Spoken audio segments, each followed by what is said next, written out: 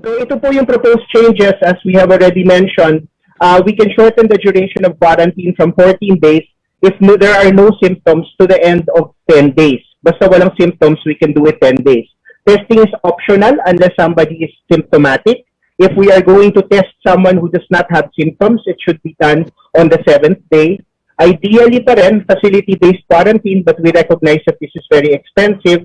If for LGU home quarantine, as long as it can be assured, dapat daily po and strict compliance at home, and dapat set up po talaga yung house.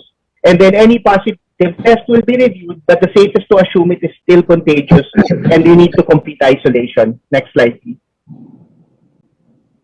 So there are two options that we are talking about. One is strict facility quarantine and selective testing. So we want everyone to get isolated for 10 days, but you can optional po yung 7th day testing. Kahit walang testing, pag nakumpleto yung 10 days and walang symptoms, we can release them po. Next slide, please.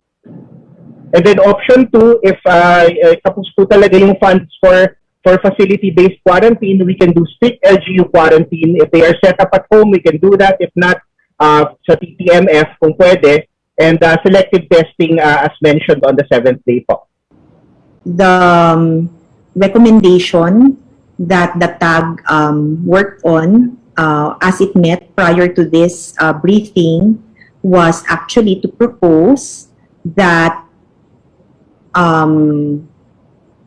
it's more critical to focus on quarantine measures because this will ensure that any entry of variants from travelers can be better controlled.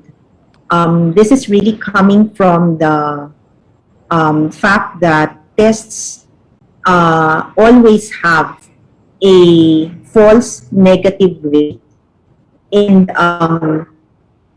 if we really want to secure our borders, then the only way to go is to implement quarantine strictly,